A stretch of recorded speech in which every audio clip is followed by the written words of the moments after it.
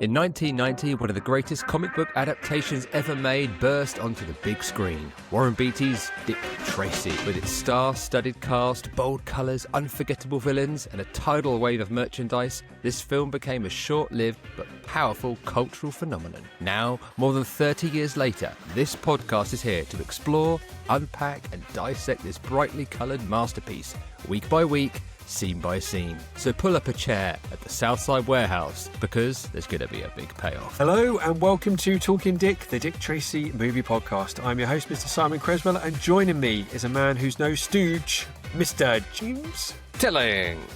I know we just do the Mr. I think I jumped into James there, didn't I? Yeah, well, why not? We could do that. So just mix it up a bit. Next time we'll do it the other way. I'll say my first name, you could say my surname. Mr. Tilling James. Yeah. Today on the show, we're doing another one of our episodes where we're talking to a fan about their experiences of Dick Tracy, and we're catching up with Stuart. So without further ado, let's jump straight in. We're joined today by Stuart Mulrain, who is the host of the And Why Not podcast since 2022. Prior to that, he hosted the Nerds Who Haunted Themselves podcast. And the only other facts I know about him from my stalking him on Instagram are that he's a Superman fan and may or may not own a dog. Stuart, over to you. Guilty on all of those, yeah. Yeah, I am a bit of a Superman fan. Just I get hyperfixated on things which will probably come up in the conversation.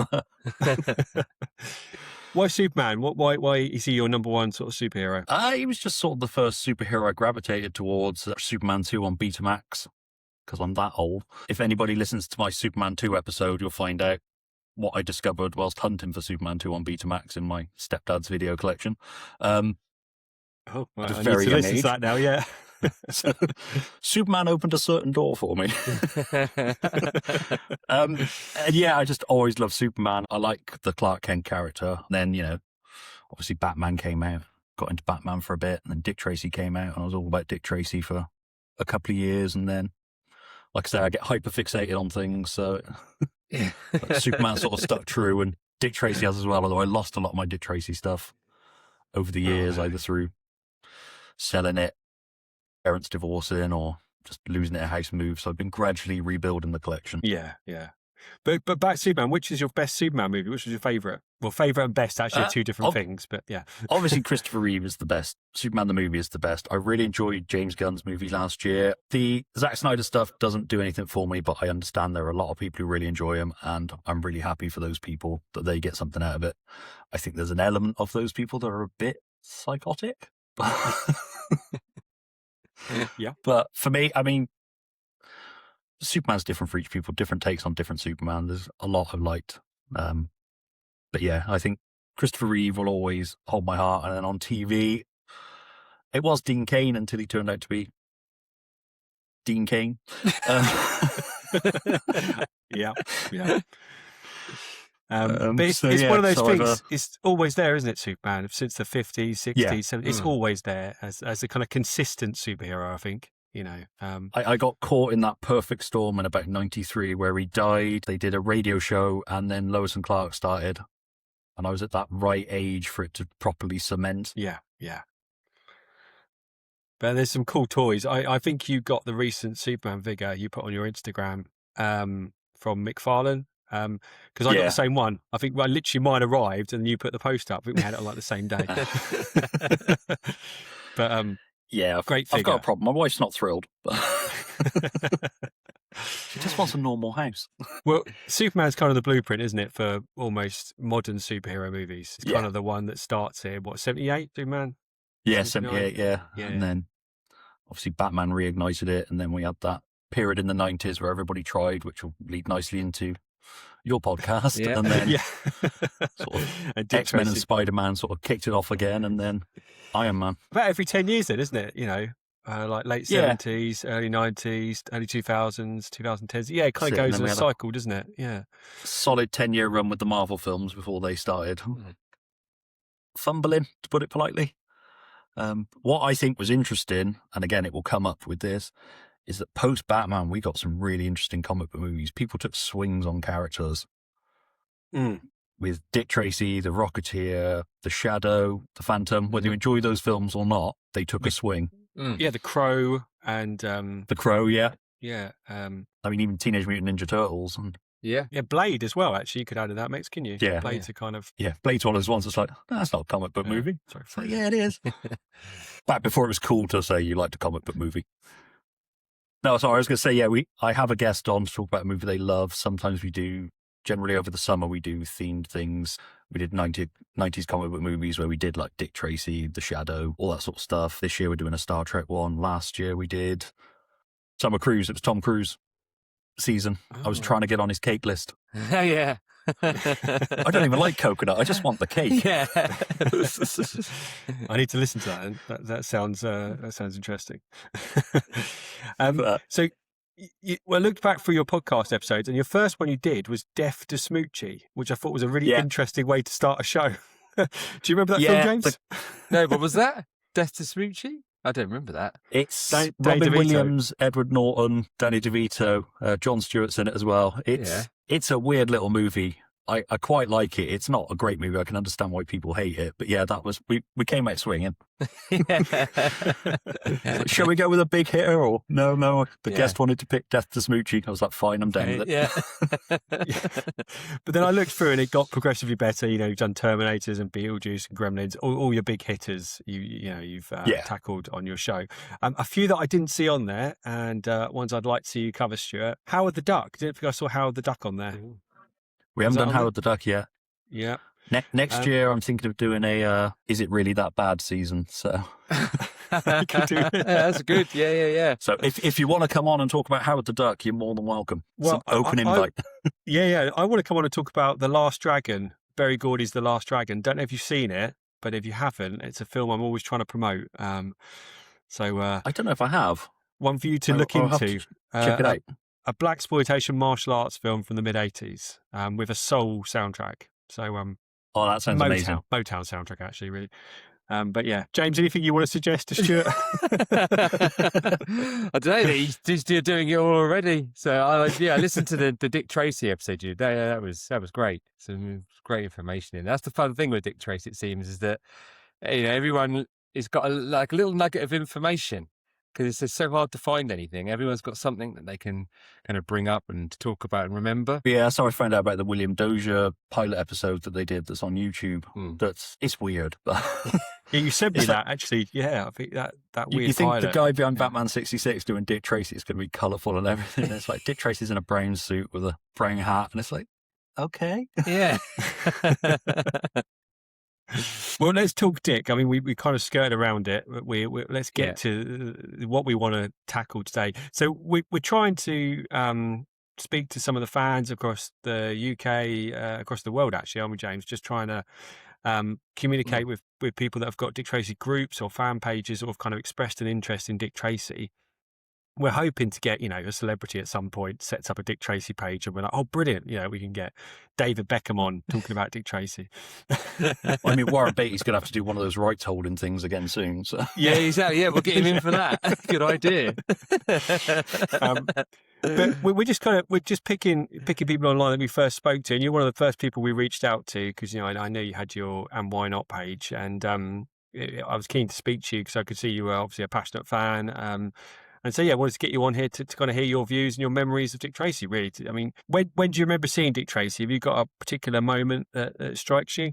We went to the cinema to watch it. I'd been building up to it all the summer. I think Cartoon Network, I want to say, was showing the old 60s Dick Tracy animated series, which I have since bought on DVD. I do not recommend watching it. It is racist as anything. It's really uncomfortable. Oh, no. And then I bought this book that came out that was like the best of some of the comic strips. That's cool. Yeah. So I was all in on Dick Tracy. We went to watch it.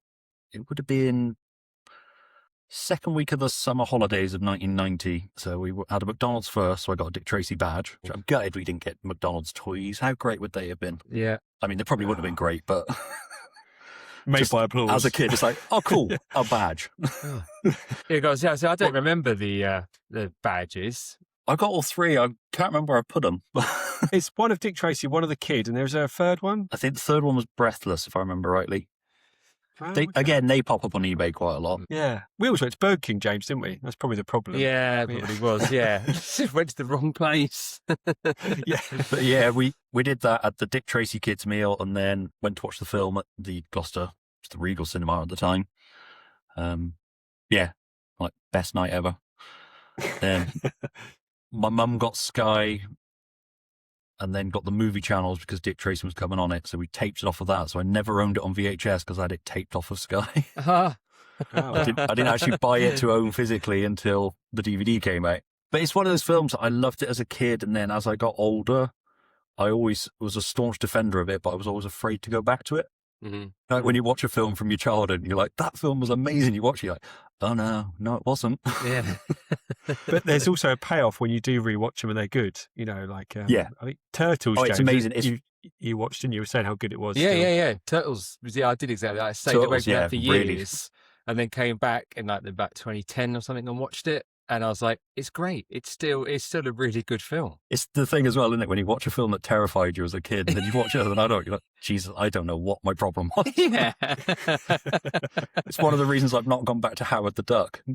Because when he gets taken over by the alien, that terrified me as a kid. I'm sure I'll watch it now and just be like, yeah, that was stupid. Yeah. Yeah, more terrifying now is the actor who plays the bad guy. Yeah, that is the unfortunate thing. Jeffries or something? What's his Jeffrey somebody. Jeffrey Jones. Jeffrey Jones. Jeffrey Jones, yeah. The one who was going to get Ferris Bueller's ass, which has a whole new meaning now. So how old were you in 1990? I would have just been on the cusp of turning 11 when the film came out. Okay. So that almost perfect. We were like 7, weren't we, James? Yeah, around 7, that 8, age. So yeah. you kind of were almost more perfect at 11, I think. You must be the target audience. Yeah, it timed nicely with me getting my birthday coming afterwards. So I was like, I want all this Dick Tracy stuff. Yeah. I remember going in Toys R Us and there just being a whole drop of Dick Tracy toys. Always seemed to be like the same 5 figures, but they had a whole drop of them. So it was impressive as a kid. And who did you get? Which Dick Tracy toys did you get at the time? What did you have as a kid?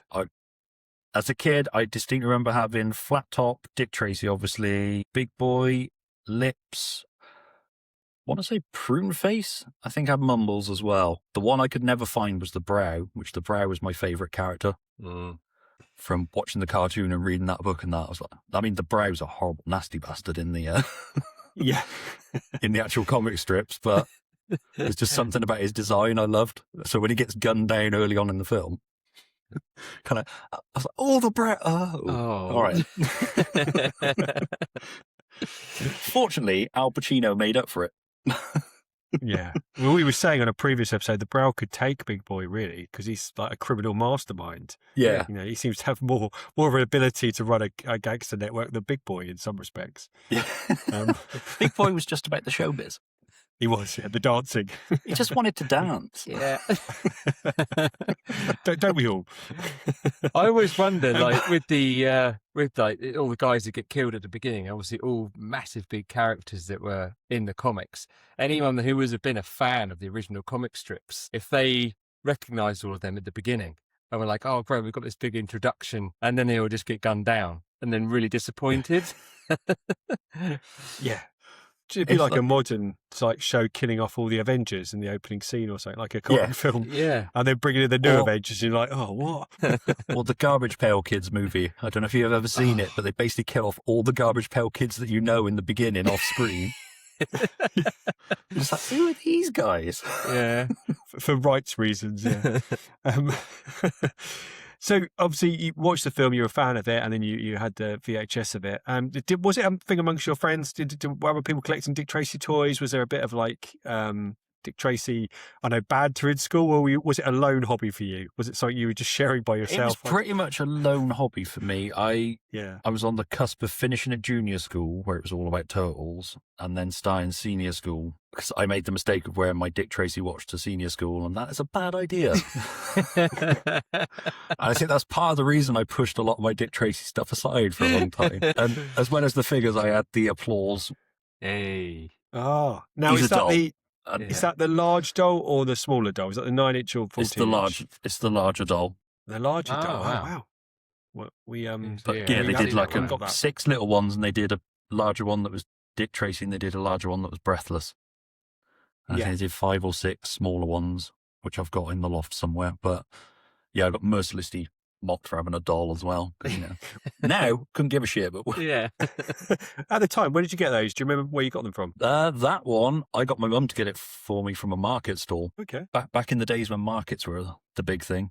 Oh, James has got lots of market stories, haven't you, James, about the things you've had in Cranley Market? Yeah. Well, yeah, I maybe got like some really rare Star Wars figures, like some of the last 17 Yak Face, all at a market for like a couple of pounds. But I wonder Yeah, if that, my friend did that. yeah, that's why I wonder that. Whenever I go, yeah. it's just full of crap. Yeah, it's like, where's my gold? Come back with turnip. Yeah. I found this Paw Patrol figure. I don't think it's rare, but I found it. But James, also you at the time were bringing back boxes of trading cards, weren't you, from markets? You had Yeah. like Batman Returns for like £5 or something. You Yeah, had a whole box of yeah. Batman Returns. Yeah, whole cards. boxes of trading cards you used to get. I can't remember. It might have been some Turtles ones. I think they did as well. But it was as if they were getting them. I don't know, like from somewhere in the States, probably all surplus to requirement, boxed up and then shipped off to the UK. It felt like that's what markets seemed to have back in like the 80s and 90s. I think there was possibly as well newsagents just over-ordered on them. Yeah. So they just had boxes of them that people used to dumpster dive, didn't they? Go at the back of the newsagents and dive in and see what they'd thrown out that week. Yeah. That's a good idea. No, we never saw those dolls, did we, in the UK? We were saying on our applause episode. But yeah, they're relatively rare over here in terms of like, or nobody brought them, they just got thrown out. Probably more likely. Not much I playability, only had is there? that one. Oh, yeah, I only had that one. About 10 years ago, I bought a bundle of stuff off of eBay, so I had that production thing that they sent out to people with all the merchandise that was going to be available, that had like stickers in it and a puzzle sheet. I had the pencil case. There was all of those dolls in it. Some of the Ertl cars. So yeah, I bought that and was just like, couldn't wait for that to arrive so I could rummage through it. Christmas Day. I wonder, we've been bidding against each other, Stuart. I think that's that's the problem. I've realised you're my nemesis on eBay. I have thought when you said like I'm bidding on something, but I'm not going to say what it is. Like it better not be a Dick Tracy cop car, because if I see it, that is my grail piece. That Playmates Dick Tracy police car. Oh yeah. Oh yeah, for the Playmates figures, yeah, the big one. Yeah, that's annoyingly. People discovered that the Batman animated series figures that DC Collectibles released fit nicely into that Playmates car, so a load of them were buying them up cheap, so they're really scarce again now. So they could put their Commissioner Gordons in them. Crossing universes asshole. there. It's not right, is it? So you watch all these things, people in America, it's like, yeah, pick this up for $30. It's like, over here, that's like $150. It's almost going to work out better to get a cheap flight to a toy fair in America. That's why we're making connections across the globe, because we're going to get people to ship us stuff. Yeah. That's our master plan, James, isn't it? It is. So back to the film itself. So obviously you're a fan of the film. Yeah, obviously that's why you're here. But what is it about the film that you love then? What is it that you think stood the test of time, really? Because 36 years old, comic book movie. How does it still hold up? I generally think there's nothing else that looks like it. It is such a unique piece. Yes, they've done things like Sin City, Batman Returns to a certain degree, used more gothic indoor sets rather than using purpose-built streets, that sort of thing. But there's just something about that Dick Tracy look, and just the cast of characters as well. Is why I'm always torn on whether I want a sequel or not. I mean, obviously now it's way too late for a sequel, but at the time, it's kind of, he killed everybody off. So, and I've seen the follow-up novels that would have been potentially sequels. I'm like, I kind of like, it's that one perfect movie. It feels like a complete package. You don't feel like I need more. It's like, if there was more, I'd check it out, but I'm not sure this is peak for me. I think Warren Beatty's great in it. This is the film that introduced me to Warren Beatty, and then as I got older, opened a door to a whole load of 70s movies, like Bonnie and Clyde, Shampoo, Parallax View. I'd really like to see some photos of Warren Beatty with the chin prosthetic on before they decided to bin it. There's got to be photos somewhere. It was a nose, wasn't it? Was it a nose and chin, or just a chin? I think they did the nose and the chin, and then they just decided, look, let's make all the good guys look normal, and we'll, dip the bad guys in makeup.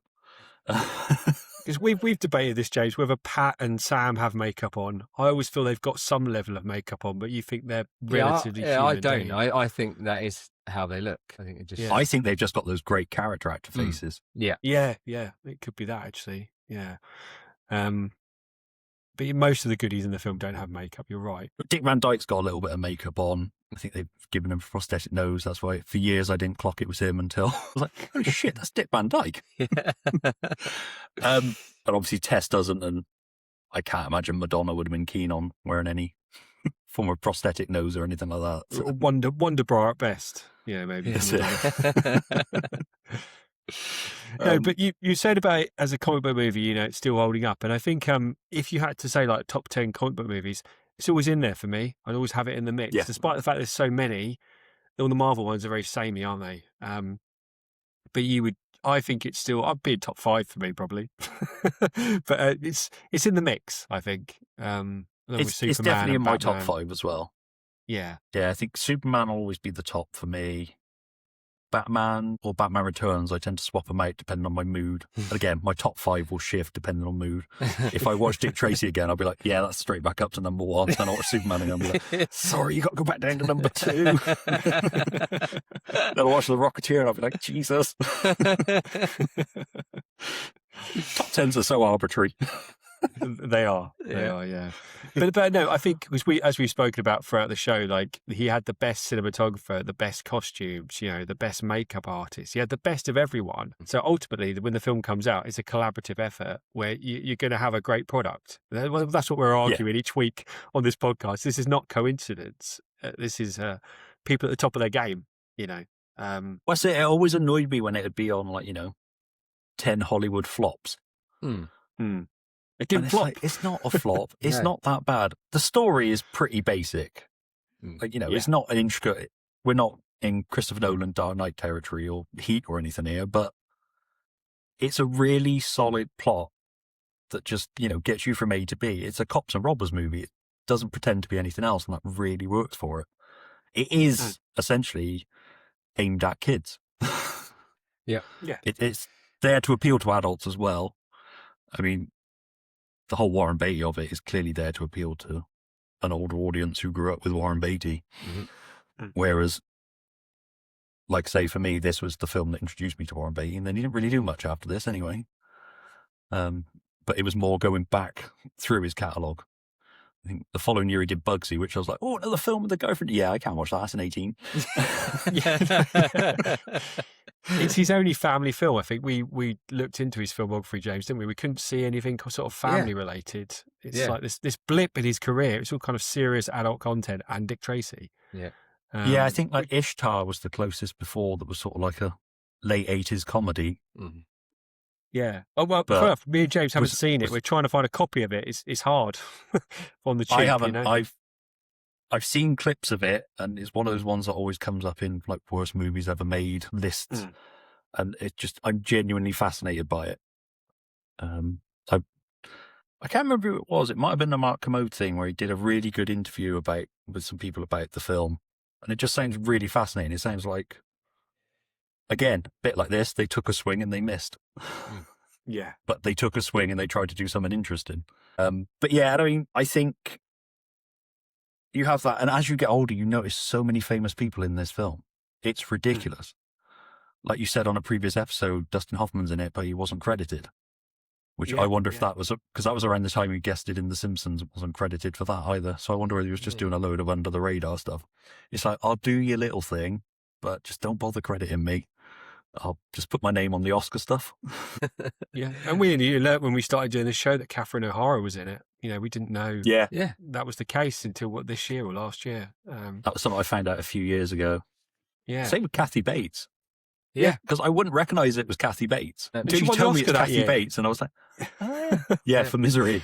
Yeah, which that's insane because Misery was her first leading role, which is bizarre to think she was like a tiny bit part in Dick Tracy and then the lead in Misery. And Like one of the most terrifying performances. I want to see her as Big Boy. Yeah. She would be like the mama in the Goonies, wouldn't she? She'd be playing that sort of role. Warren Beatty tied to a bench, like, you dumb dick, and just smashes his feet in. Would never happen. We wouldn't have Dick in that scenario, would we? He'd get out of it. Yeah, he'd get out of it, yeah. And the kid would get him out. So what are your favourite scenes? Are there any scenes in the film that stand out for you? Anything that you really, really enjoy watching? I mean, there's a scene I love that isn't actually in the film, but Please go on. which is the identifying the dead bodies at the beginning. Yeah. Do you want to explain? Every I know time what I you're on watch about, but do you want to just give us an overview of what your context of this and where you saw Yeah, it? I think you read it out in a previous episode, but I have a distinct memory of after Tracy's called out of the opera, he arrives at the thing, and then they're like, we've got, is it 6 dead guys? No ID on them, which always cracks me up because it's kind of like, I mean, that guy's got a really prominent brow. That guy's got a really little face. I think we could work it out without their wallets, but okay. Then Tracy goes round and he just pulls back the sheets and it's like a close-up on each of their faces and he's like the brow, the rodent, little face. And I don't know whether this was just a fever dream I had, or you had somebody else say that there was a scene that they remembered that isn't actually in the film anymore. I mean, the only person who can answer this is Warren Beatty. Yeah. Well, so you need to get him on for one of those rights holding things. We do. Well, Stuart, someone has been in touch. Dealan Gardner emailed me and he said, upon listening to episode 7 this afternoon and hearing you discuss Stuart's question about the covered bodies at the 7th Street garage, I found the attached post from the Dick Tracy movie fan site that may help. Upon finding it, then also looked at my Dick Tracy Tops cards and found the attached card. Hope this helps Stuart. So the attached card, Stuart, was this one, and it's an overhead shot that says Gangland Revenge, and it's all the bodies lying there. You can just see shoulders in the top. That seems quite obvious, but the rest are less obvious. I feel like Littleface should stand out, but I can't make out which one he is. That makes sense, because that's how I remember it. Oh. Yeah. Huh. Is it possible you saw the trading card? But there must be a scene somewhere that's a still that's taken from it is possible, but I've just like amalgamated different things and had like a really vivid Dick Tracy dream one time. But I genuinely, when I watched the DVD for the first time, I was like, oh, cool, we'll get to that scene I love. And it's like, where is it? It's like, you assholes, what have you done? But I think, as you said, so Simon, in that post that he sent, I think it does say to how that Dick Tracy goes up and pulls it back and says their names, and I was thinking it's like an extract from like an original script or something. So again, that collaborates with what you remember him doing. So it's even if you dreamt it, you've actually possibly dreamt exactly what did happen. There's a scene one day something will happen and they'll release the DVD with all the deleted scenes and everything. Yeah. Like, I hate to say it, but when Warren Beatty shuffles off this mortal coil, I might finally get my answers, and I don't want that to happen anytime soon. I quite enjoyed the mystery of it now as well, to be honest. Well, I might be about to solve the mystery even more. So the Dick Tracy movie fan site, which is run by our friend Monty, back in 2018, he posted, Dick Tracy deleted part 3. Dick Tracy's date with girlfriend Tess Trueheart at the opera gets interrupted as he's called to grisly scene at the 7th Street garage. We've got 5 dead men, Tracy, and nobody knows who they are, which is what you were laughing at. Who is this guy? How great would that scene be if Tracy had pulled back the sheets and gone, I don't know. Says Chief Brad as Tracy looks at a wall riddled with bullets that reads, "Eat lead, Tracy." He quickly answers, "Big boy caprice," and the scene is over with him returning to the opera house. Thanks to a 1988 script draft I own, the comic book adaptation, the movie storybook, and a Topps trading card, did I discover that this scene was entirely different.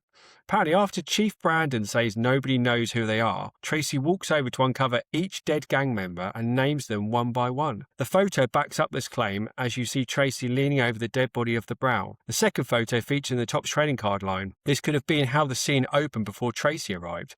Had these moments been in the film, it not only would have helped to lengthen the scene, but also tell moviegoers the names of the hoods that have been mowed down by Flat Top.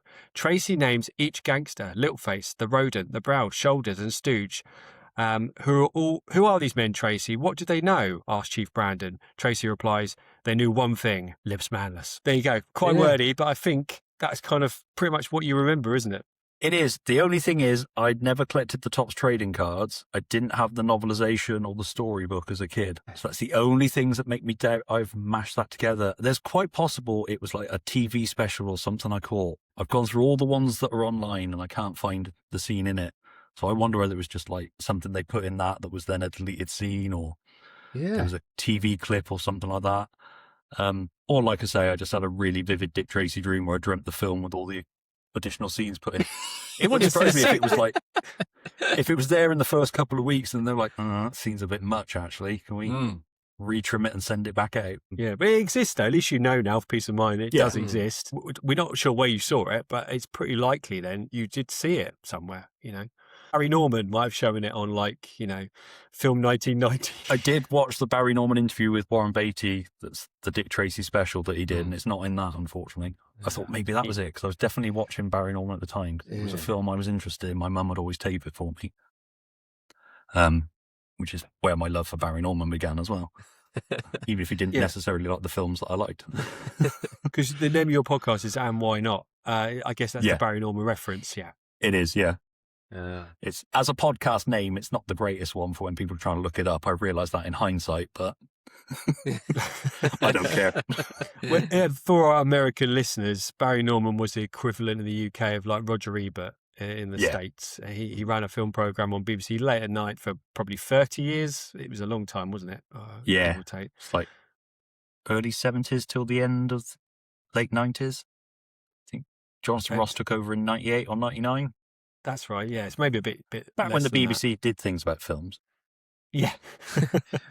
Also, I'd say it's a bit like Paul Newman as well, because Paul Newman had his own like pasta sauce, and didn't Barry Norman have his own pickled onions? Yeah. So I don't know if they're still going. Yeah, that's it. They aren't anymore, unfortunately. I wish I had a Barry Norman jar now. I wish I kept the jar. I used to do a film quiz in one of the local pubs, and that was one of the prizes we gave away, was a jar of Barry Norman's pickled onions. I'll be happy with that. Yeah.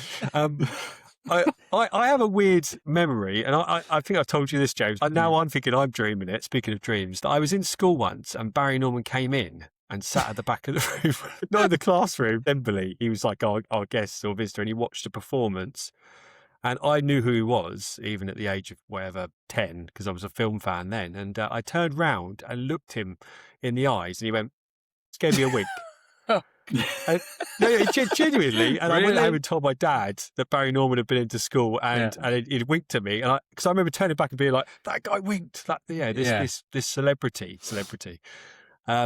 So I've got that memory in my head, and no one at school's been able to verify it. In fact, I don't really know many people from middle school, but I'm convinced he did. That story would have a very different ending now.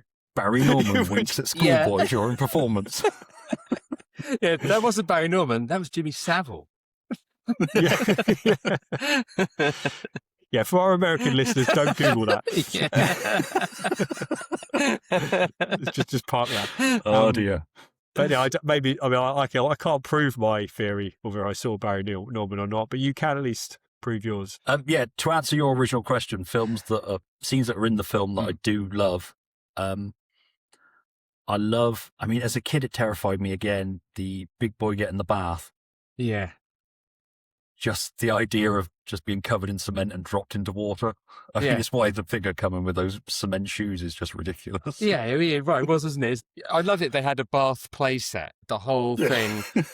I know. They remember there was the Terminator 2 toy that you could get. You could put the skin on. That's it. Yeah, it was really elaborate. So I was thinking, I wish they'd done something like that for Lips, and you had this whole bath you could put the figures in, and they'd pour on some fake cement. That would have been great. I think I used to use a little cardboard box as the bar thing and just put Lips in that. Just Lips looking out of a slit and a bit of cardboard looking miserable. Yeah. We used to literally put him in the bath, didn't we, James? An actual bath. Yeah. But yeah, I love that scene. I love the scene with the kid, the when do we eat scene, that little montage.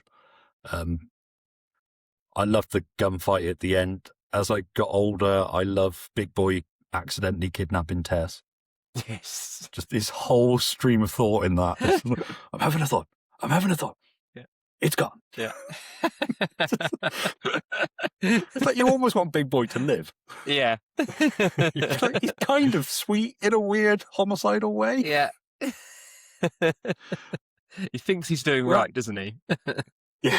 Maybe he did live. The Emperor survived, didn't he? In Return of the Jedi, we found out in Rise of Skywalker. Rise of Skywalker. Yeah. So maybe Big Boy's got the same fate. Maybe he's been cloned. Are you thinking when the rights finally revert back and Disney get their hands on them, we're going to get a somehow Big Boy has returned? Yeah. We'll get like a revisionist trilogy, kind of, bringing back anyone that's alive, just Madonna, basically, by then. I don't want it. I guess Madonna and the kid. What will probably be the nice thing is this, that, when that day comes, when the rights get lifted, because of the way Warren made the film, you can't really join anything to it. So if it comes back, they'd have to reboot again. Exactly. So it will always sit on its own in its own little Dick Tracy universe, because nothing's going to come near it. It's got. I always say it'd have to be a reboot. I honestly would be surprised if they touched it again. I'm disappointed Playmates haven't re-released figures and that sort of thing. They've done so many other classic lines. But yeah, there's been nothing really, and I get it's tied up with the rights things beyond those weird Warren Beatty things. The only thing I'm gutted we never got was that Bruce Campbell signed a deal with Disney and they were like, you can make a series out of any property we own. And he was like, well, I'd love to do Dick Tracy. And I'm like, yeah, we don't own that. Oh. So we released it, but we don't own it. And so we were denied a Bruce Campbell-led Dick Tracy TV series. That would have been amazing. Mm-hmm. Yeah. I've met Bruce Campbell, one of my movie heroes, and if I'd known that fact when I met him, I would have asked him about it. But I didn't. I probably just said to him, "Groovy" or something really generic, or even like a Batman the Animated Series style Dick Tracy cartoon on Saturday mornings. That would have been amazing. Then we wouldn't have to keep going back to that racist one from the 60s, which features very little Dick Tracy. The film is kind of perfect for a cartoon, isn't it? Because it's got the colour palette. You could almost see it being animated. And I think if they did revisit it, a really good animated show on Netflix or something would work. I think that would be a really good way forward for it. I mean, the film is kind of a live-action cartoon. Yeah. It's just, a more serious cartoon. Yeah, and it's just perfect. I get why people don't like it, and that's absolutely fine. I disagree. But I get why. I think it's great. I think it got a bad rap from people just lumping it in because it never got a sequel. I think people just lumped it in as a failure and a flop, a turkey as they like to call it. But I think it deserved every award that it did win. It probably should have won some of the ones it didn't win either. It's just, it's such a well-made film, and the kind of film they don't make anymore. Now they do that on a, big surround screen and just digitally fill it in afterwards. Yeah. Be like you on the Star Wars stuff where they use the volume. We've got this big background here and we put a box here just to give it a bit of context. It's like, cool. It's like, that's impressive until they start overusing it. Yeah. You wouldn't have set design like this and costume. You'd literally be like, you stand there in front of the green screen, and also put this green spot on your face and we'll CGI you a nose. That's how it would be, wouldn't it? It's like they wouldn't spend that kind of money on this. No. And I mean, I remember reading the things between Joel Silver was attached to this, wasn't he? It was Brockheimer with Days of Thunder, and Brockheimer would send in faxes like, feel my thunder. Silver would send faxes back, being like, you won't believe the size of my dick. It's like, wow, Hollywood was so petty. A lot of cocaine at that time as well. Especially from Don Simpson. Yeah. You said you've read some of the comics then. You showed us the book at the start. How does the film compare to the comics? I've got no knowledge in that area. We were very specific about this podcast being the film because we know nothing about the comics. But is there anything you could tell us about them that from people that don't know about them? The comics are a lot more, I wouldn't say they're brutal, but they're quite dark compared to the film, and the 60s cartoons are my version of Dick Tracy before reading these was like, oh yes, I like frothy little comic book kind of thing. And then you read the comics, you're like, wow, this is quite dark. It's like, I think it's either the brow or flat top is like a serial wife abuser or something like that. One of them there's some really adult stories in them. It's like these were comic strips aimed at adults.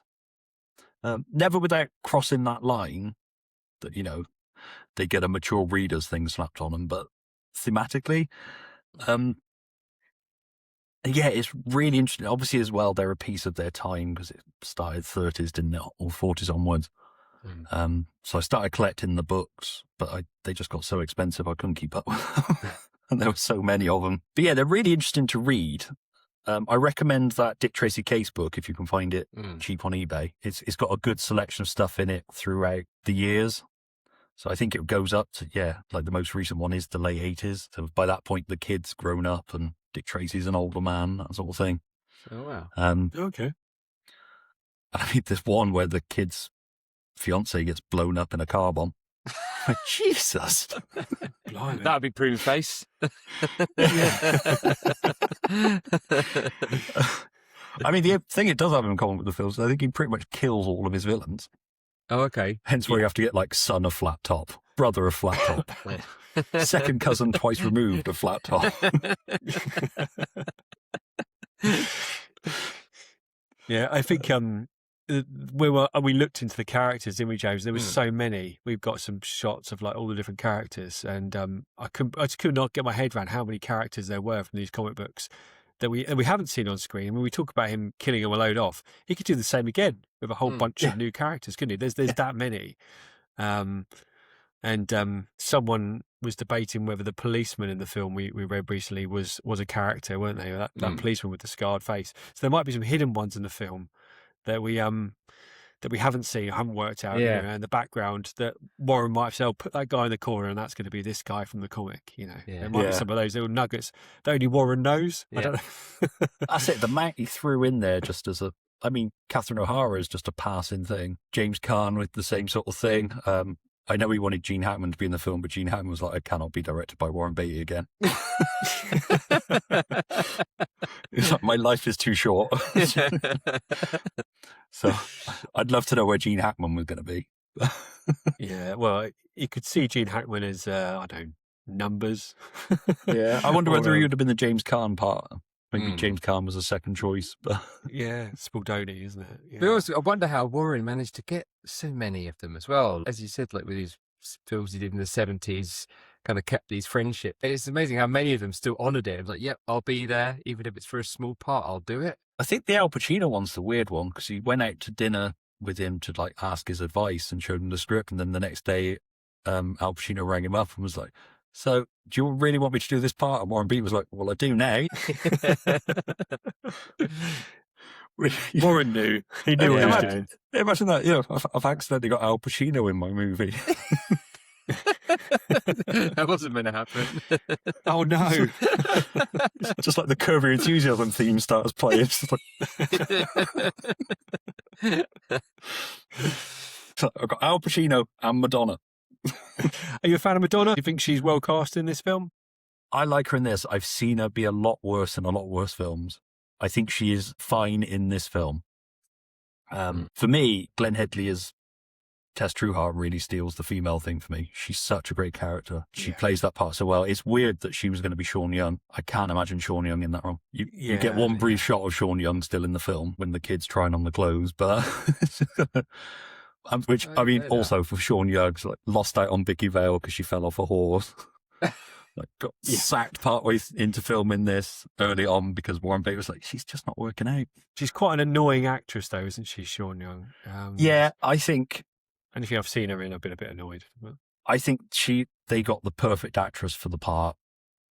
She was such a great underrated actress from like Dirty Rotten Scoundrels up to later on in life. She was in Monk as well with Tony Shalhoub on TV.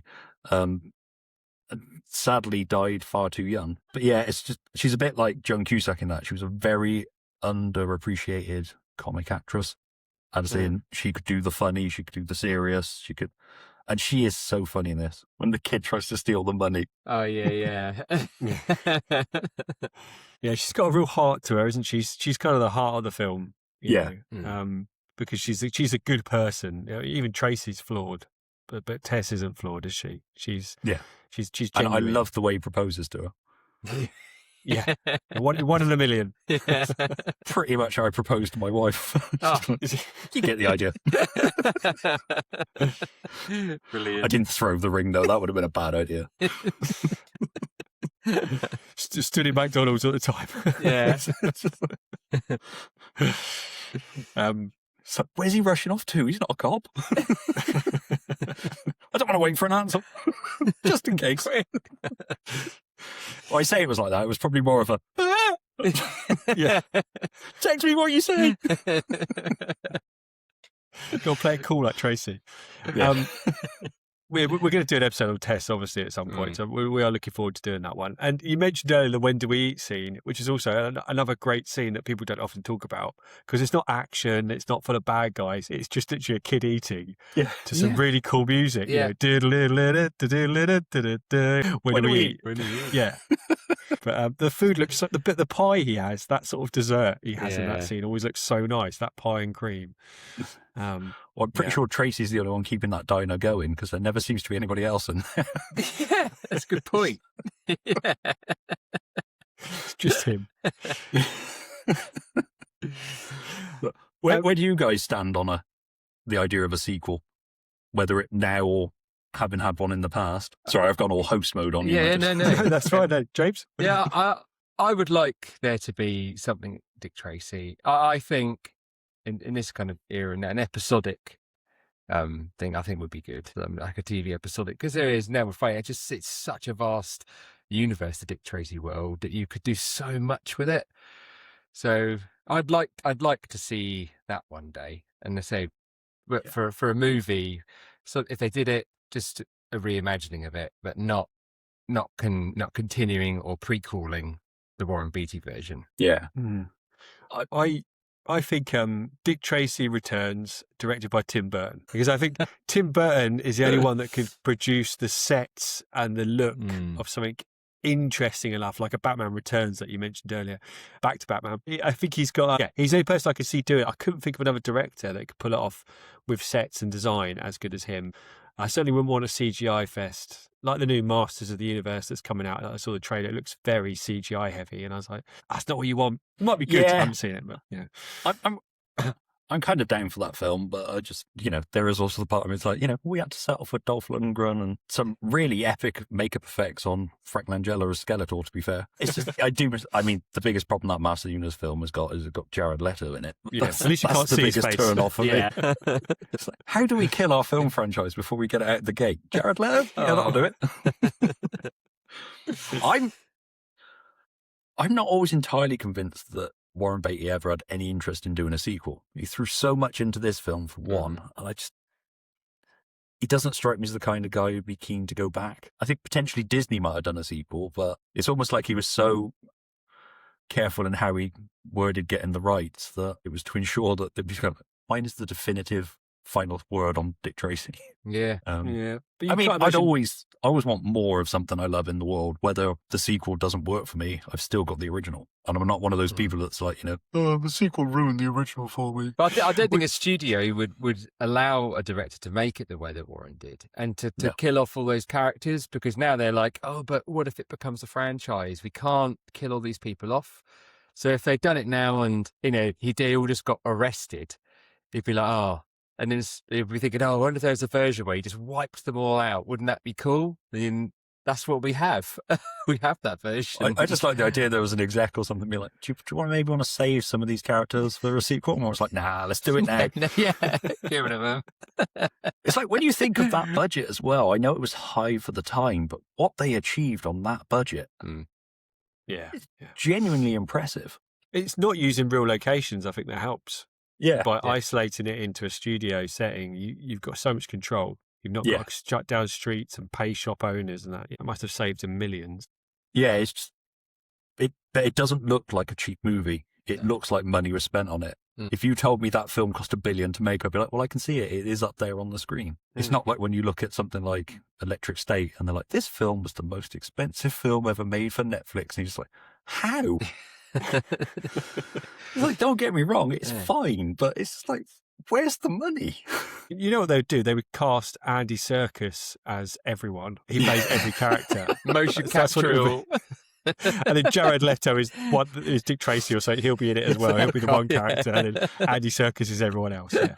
Don't, because somewhere somebody in an executive studio is like, I'll write that down. Yeah. Jared Leto's Dick Tracy. Yeah. Oh, God.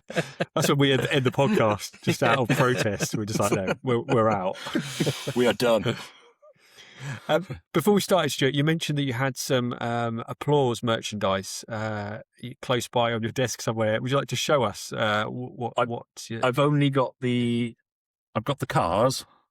That's what I'm on about, the cars. The cars, yeah. So I got the red one, the green one, Yeah, the blue one, and the police car, which the police car's a little bit battered now, but sorry. Now, I've never seen these, never held one. Are they metal? What are they? Plastic? Are they wind Plastic. up? Yeah. Plastic. Plastic. They're like a soft plastic, but you can't squeeze it, but it feels soft, if that makes sense. Okay.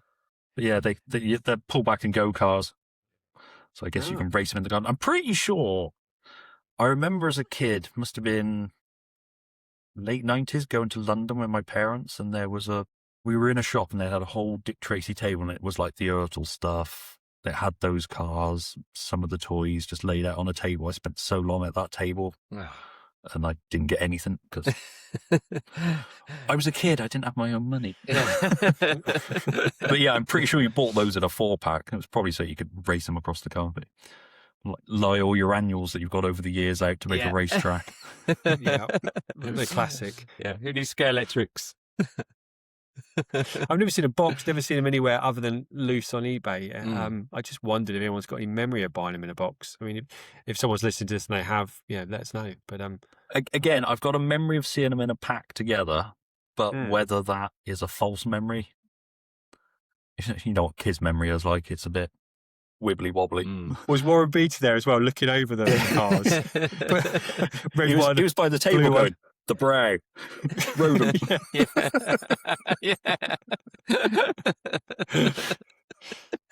Not sure who this guy with the big shoulders is.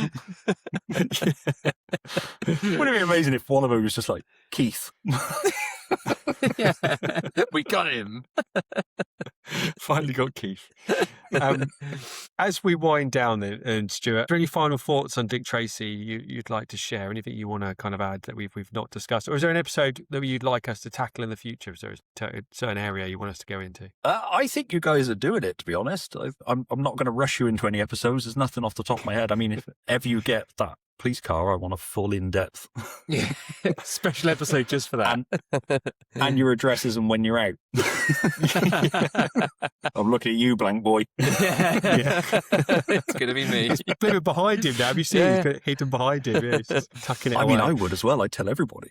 I'd wear it on a chain around my neck. Never leaving my side. Like some weird nerdy Beastie Boy. That's one of those toys I've accepted the fact that I'm never going to own that toy unless I happen to find it in like a cheapy bin. No, they don't know what they've got, but even then I don't think I'd have the heart to be kind of like, yeah, I'll take this for £1. Yeah. Stuart, what's your budget on the car? If I ever see one or two together and they're like, £150 each, £100 each. That's about it. Yeah, we got a deal. There's one I'm eyeing up, but I nearly accidentally bought it. Fortunately, it didn't actually go through. That was with postage would have been about £200. To which my wife was like, "You can fuck all the way off. You can keep that. Sorry." It's one of those things. One day I will stumble across it. It's quite nice having it as a grail. It's my little Indiana Jones moment. One day I will find it. The light will hit it just right. Yeah. I'll be drawn across a crowded room to it. And they'll go, "That's £500, mate." And I'll be like, "Ah." You've got to marry James's wife, and then she'll get it for your 50th. I mean, that was the only way I was ever going to get the blank. Yes. Don't think I didn't slide into her DMs when I found out what she's willing to spend on birthdays. I'll never get another present for the rest of my life, though, and I'm quite happy with that. No, that's it. It's like, you've peaked. Yeah, that's it. Anytime you look at her and you want something, she's going to be like, "Nah, you've got the blank." Yeah, yeah, all right. Good point. Yeah, I got a pair of socks for my 40th, I think, from my wife. But, But they had nothing on them, so they were blank. Yeah. Ah, there you go. And that's still the perfect note to end this podcast, I think. A blank joke. With the worst dad joke. With the worst dad joke. Well, Stuart, thank you for joining us. And do you want to just promote your podcast? Where can we find it? Yeah, it's the And Why Not podcast. It should come up if you search And Why Not. If you put in And Why Not, Dick Tracy or something like that, or a random film, we've covered it by now. Yeah, it should come up like that. We also do a review one that's called We've Seen These Movies, where we review a recent film, watch a film that we love, and then do what we call intention fails, which is films we've been meaning to watch for ages but haven't actually got round to. It's a good way to start ticking those off the list. But yeah, you can find those on Letterboxd as Token Nerd, I think, or Stuart Mulrain. Can't remember which one I am on that. And then all the socials, apart from Twitter, because that place is a tire fire, on Under and Why Not. And I'm on YouTube as Nerds That Haunt Themselves. I was the one who commented about the Batman Mask of the Phantasm figure. You were. I didn't connect the dots till later. Until I was, oh, that's Stuart, yeah. Nerds is the overall company that does the stuff, and then I say company, it's me. It sounds like me and James here, trying to make out we're some big podcast. We're not. Hi, you're speaking to Stuart. Let me just pass you over to our events manager, Stuart. Yeah. Oh, you want booking? Let me pass you through to Stuart. You're basically Andy Serkis. Yeah. I could play all the villains in a Dick Tracy remake. There we go. And Tess. And Tess. Got to shave first. You do the one-man Dick Tracy show where you do the whole movie, just one person does every single part. Oh, it'd be like the Polar Express where everybody's played by Tom Hanks, even the girls, and it's creepy. Yeah. I thought you meant Dead Behind the Eyes. That's it. But no, thank you for having me on this. I really do enjoy the podcast. I was really excited when I saw it was coming out. And followed it since you dropped it. So you feel free to cut this out. I know what it's like when somebody comes on and compliments you. It's awkward. But yeah, no, I do genuinely really enjoy the podcast, and I really enjoy it. When it comes out on a Wednesday, I'm like, ooh, do one. Sometimes I have to watch them on YouTube because you're actually talking about physical things. But or I'll listen to it and be like, damn, this was a really visual one. I should probably go back and watch it on YouTube. It's like, oh, a blank figure. I've definitely got to watch that one. That was our chat with Stuart Mulrain from the And Why Not podcast. Great guy, James. Really enjoyed chatting to Stuart. Yeah, it was brilliant. Again, it's always great to chat to another Dick Tracy enthusiast like ourselves with similar views, opinions, and memories of the film. Yeah, and it's also interesting when you talk to someone and they got shared experiences of seeing. He mentioned seeing the figures in Toys R Us, on the shelves and things like that, and we had those same experiences. Yeah, so especially in the UK and probably in the States actually with places like Toys R Us. But yeah, we've all got this shared collective experience of the summer of Dick. Yeah, exactly. Yeah, it is. Yeah, you're right. And it's how much of an impact that had, because again, similar ages and having it in our childhood and how it's stuck with us. Yeah, yeah. And every time we talk to someone about it, I want to watch it. Yeah, I literally want to just hang up now and go watch Dick Tracy. Yeah. Well, that's it for this week's show. We'll be back next week to talk Dick once more. But till then, this has been Talking Dick, the Dick Tracy movie podcast. Cheers. Thanks for listening. If you'd like to get in touch, you can email us at dtmoviepodcast@gmail.com. You'll also find us on X and Instagram at dtmoviepodcast. Or come and join our Facebook group, the Dick Tracy Movie Podcast. We'd love to hear from you. And don't forget to check out our YouTube channel for bonus videos and extra content.